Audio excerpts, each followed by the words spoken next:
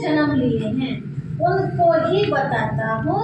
तुम 84 जन्मों को नहीं जानते हो, मैं ही तुमको सुनाता हूँ।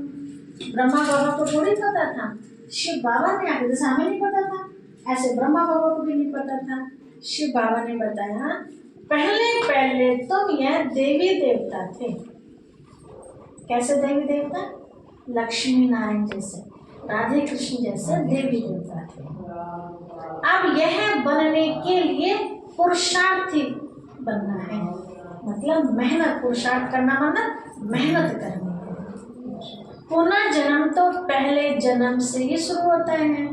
अब बाप कहते हैं, कौन सा बाप कहते हैं? शिव बाप। अब बाप कहते हैं, मैं जो तुमको सुनाता हूँ वह राइट है, बाकी जो कुछ तुमने सुना है वह रॉन्ग है।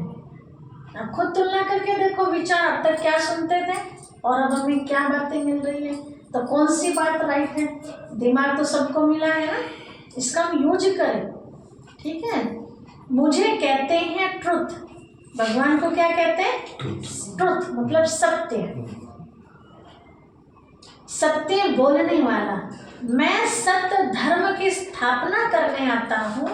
कहा जाता है सच तो बिठो नच, अर्थात सच्चे ही खुशी में डांस करते हैं और झूठे खुशी में डांस नहीं करते और डर के होते कांपते हैं। तो कितना अंतर हो गया? सच तो बिठो नच। दूसरा अर्थ इसका ये भी है कि सच्चा व्यक्ति को कभी आंच आ नहीं सकती, वो हमेशा सेफ रहता है। हाँ, टाइम तो लगता है सच्चाई को सामने आने में, लेकिन आती जरूर है एक दिन सच्चाई सामने। यह है ज्ञान डांस।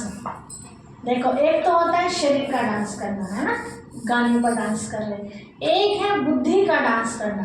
हम बाबा की इतनी अच्छी अच्छी बातें सुन रहे हैं, हमें जो खुशी मिल रही है, तो ये भी क्या हो रहा, मन हमारा खुशी में डांस कर रहा है। तो ये डांस किसे दिखाई देगा? मुझे आत्मा को और बाबा को, किसी और को थोड़ी ना दे। दूसरे को तो बस चेहरे पर हमारी खुशी दिखाई दे, लेकिन अंदर का जो है वो तो बाबा को दिखाई देगा, आत्मा कितनी खुशी में डांस कर रही है। वो लोग श्री कृष्ण को दिखाते हैं, मुरली बजाई, रास किया, ये देखा ना भक्ति मार्ग में, श्री कृष्ण ने मुरली बजाई, रास किया। वह है सचखंड के मालिक। श्री कृष्ण जो है वो कहाँ के मालिक है? सचखंड। सचखंड मतलब सतयुग। तो ये बातें भी ना आपको नोट करनी पड़ेगी। जैसे कल परम धाम के नाम बताए थे, सतयुग के भी कम से कम 10 नाम है, परम धाम के भी 10 नाम है कम से कम, साकार मनुष्य के लोग के भी 10-12 नाम है। तो ये सब नाम, शिव बाबा के भी बहुत सारे नाम है, तो अलग अलग नामों से। जैसे सतयुग को क्या कहा? सचखंड। तो कलयुग क्या हो गया? झूठ खंड, अपोजिट हो गया ना। वो राम राज्य है, तो कलयुग क्या हो गया? रावण राज्य, है ना। सतयुग ब्रह्मा का दिन, तो कलयुग क्या हो गया? रात हो गई। ऐसे बहुत सारे नाम हैं। तो बाबा कहते हैं श्री कृष्ण तो सचखंड का मालिक था, लेकिन इनको भी बनाने वाला कौन? शिव बाबा। श्री कृष्ण ऐसे थोड़ी ना बन गए, मेहनत कराई शिव बाबा ने, तब जाके ऐसा उन्होंने पढ़ पाया। अच्छा, अब लास्ट का सुनते हैं ना। याद प्यार लेंगे पहले। मीठे मीठे सिक्के लदे बच्चों प्रति माता पिता बाप दादा का याद प्यार और गुड मॉर्निंग। रूहानी बाप की रूहानी बच्चों को नमस्ते। हम रूहानी बच्चों की रूहानी माता पिता बाप दादा को याद प्यार गुड मॉर्निंग और नमस्ते नमस्ते नमस्ते। शुक्रिया बाबा, शुक्रिया। ठीक है, इसको धीरे धीरे याद प्यार को याद कर लेना, ठीक है। ये वीडियो डाली जाती है यूट्यूब पे ना, बार बार उसको वीडियो को पीछे हटा हटा के बार बार सुन के उसको याद कर लेना, ठीक है। अच्छा, धारणा के लिए मुख्य सार, मेन पॉइंट। पहली पॉइंट है बेहद का वैरागी बन, जो कुछ अब तक भक्ति में पढ़ा व सुना है वह सब भूलना है। क्यों भूलना है? क्योंकि कुछ प्राप्ति नहीं हुई। अब तक जो भी हमने भक्ति में किया कुछ मिला, थोड़े समय की सांत्वना तो मिली, उसके बाद फिर वैसे के वैसे ही रहेंगे। जैसे कीर्तन में गए, अच्छा लगता है कीर्तन में जाना, है ना। कीर्तन में थोड़ी देर अच्छा लगता है जब तक झांझ मंजीरे बज रहे हैं, लेकिन उसकी भी एक लिमिट है। झांझ मंजीरे कब तक बजा सकते हैं आप? हाथ दुखने लगते हैं, ढोलक बजाते बजाते छाले पड़ जाती हैं, है ना। तो कब तक? वो भी थोड़ी देर का रस है, उसके बाद कहते हैं अब तुम बजा, है ना। ज़्यादा नहीं कर सकते ना।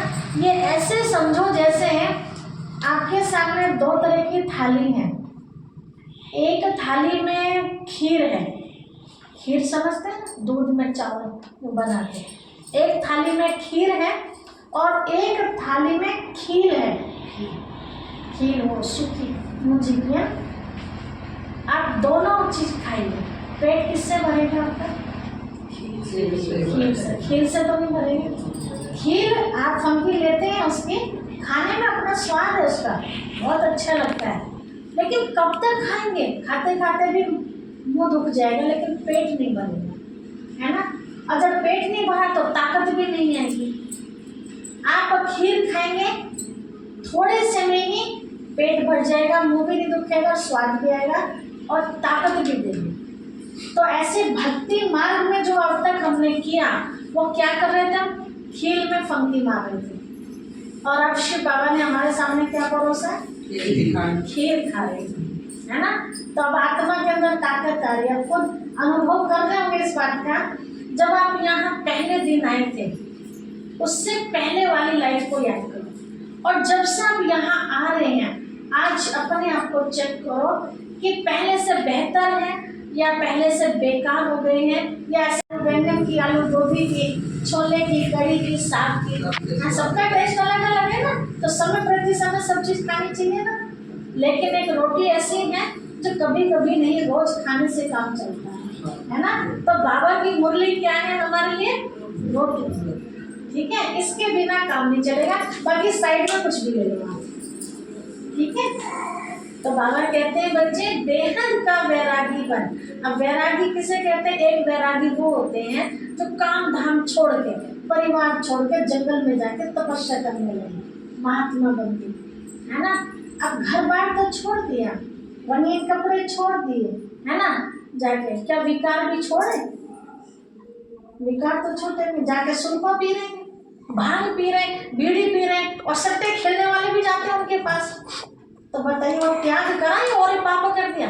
उधर बीवी बच्चे तो रो रहे, चिल्ला रहे, कमाने वाला जो वो चला गया, तो और ही पाप कर दिया। तो शिव बाबा कहते बच्चे ऐसा वैरागी नहीं बनना। वैरागी मतलब चीजों को छोड़ने वाला। तो कौन सी चीजें छोड़नी? ना परिवार छोड़ना, ना काम छोड़ना, ना खाना पीना छोड़ना। क्या छोड़ना? विकार छोड़ना, ठीक है। रहना का घर के अंदर ही रहना। जितने जिम्मेवारी पहले निभा रहे थे ना, और बेहतर निभानी है, क्योंकि हमें नाम किसका माला करना? शिव बाबा।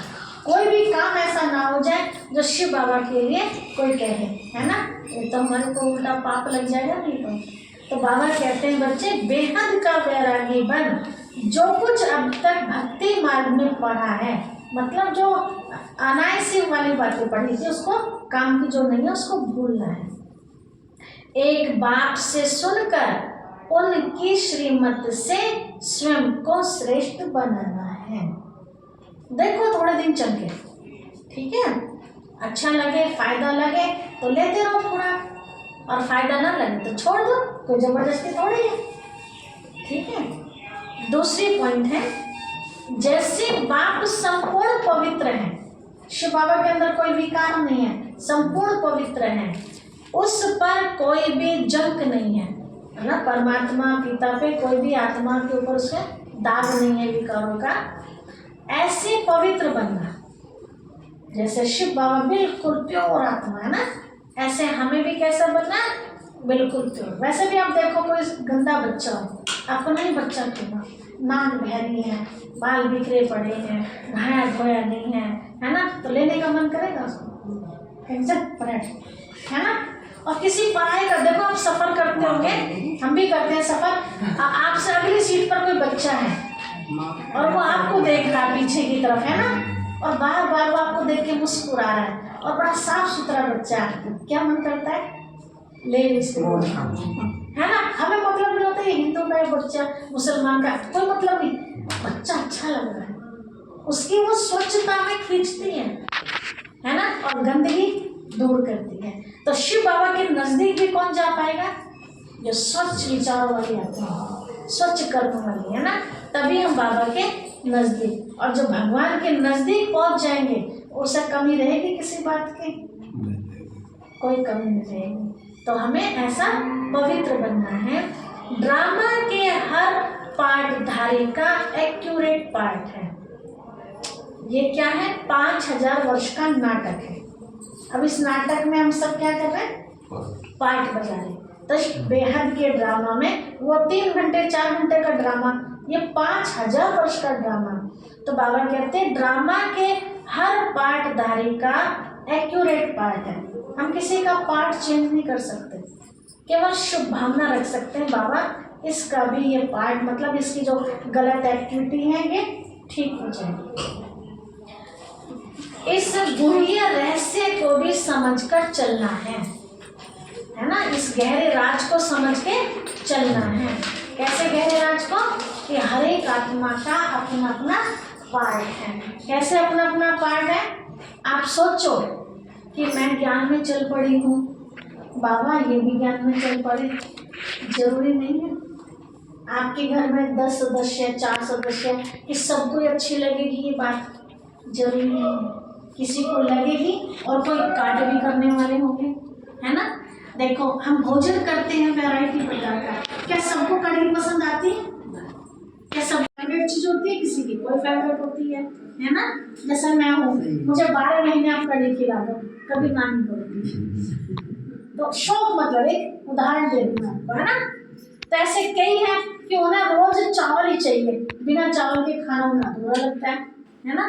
तो ऐसे ये क्या है, जो हम ज्ञान सुनते हैं, चाहे भक्ति की बातें सुन रहे हैं, चाहे बाबा की मुरली सुन रहे हैं, है ना, तो ये सब आत्मा की खुराक है। उन्हें वो वाली खुराक अच्छी लग रही है, हमें ये वाला भोजन अच्छा लग रहा है। तो किसी को जबरदस्ती थोड़ी ना कि मैं ये खा रही हूँ तो तुम भी यही खाओ। एक तो बार खा लेगा बेचारा, रोज रोज थोड़ी ना खा सकता है। तो रोज तो कौन खा सकता है, जो उसके महत्व को जानता होगा, है ना, और उसको स्वाद आ रहा होगा, वही तो खा सकता है बेचारा। अच्छा, बाबा वरदान दे रहे हैं।